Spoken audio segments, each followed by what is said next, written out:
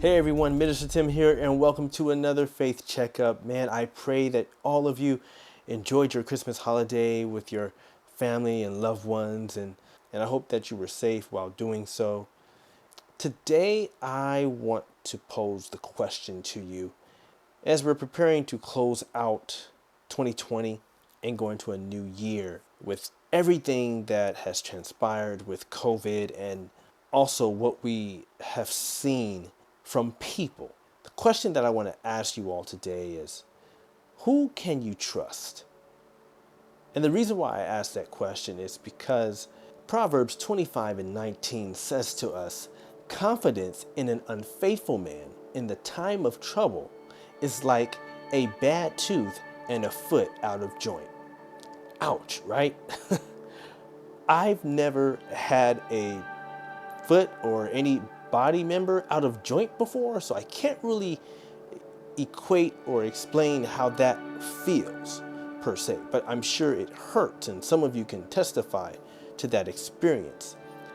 However, I can say I've dealt with a bad tooth here or there. I've had issues with wisdom teeth, and all I know is that the pain is very frustrating. It's annoying, right? It's vexatious. And this is what this passage is referring an unfaithful man to. Why?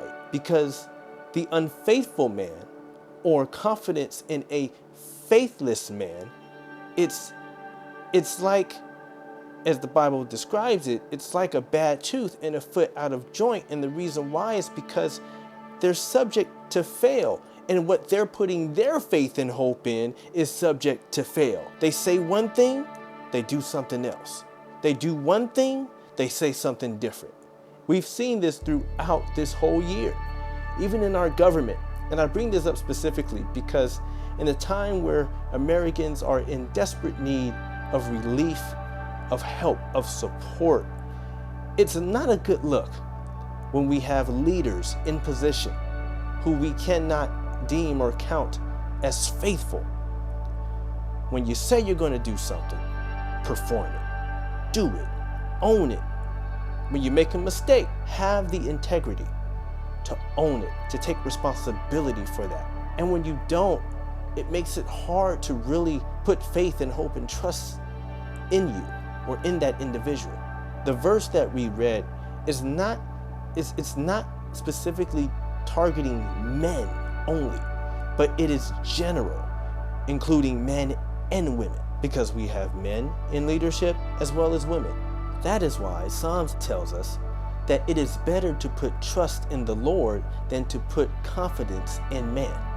Why? Again, it goes back to what I initially said. Men, especially men who have the reputation of being untrustworthy, unfaithful, it's hard to really put your trust and hope in someone who you just can't rely on. But one person you can rely on, that's the Lord. One person you can depend on, that's the Lord. One person you can put your all in, you can put your trust in him 100%, and he'll never fail you. That's the Lord. And so look around, take inventory, and consider who you may be putting your hope and faith and trust in that are causing you disappointment simply because they keep coming up short. They keep failing you every single time. Instead, flip it. Put your trust in God.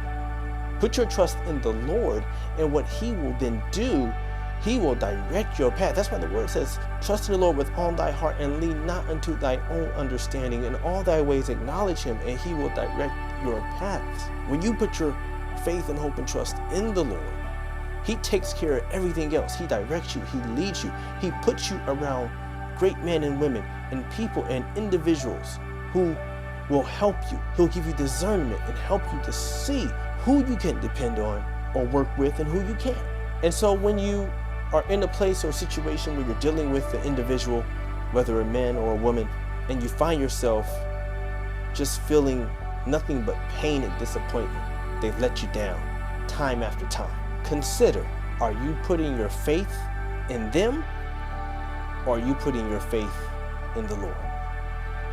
And if you're putting your faith in the Lord, trust that he will direct you and give you discernment and help you to understand how to deal and how to recognize individuals who simply, plain and simple, just not worth putting your hope and trust in.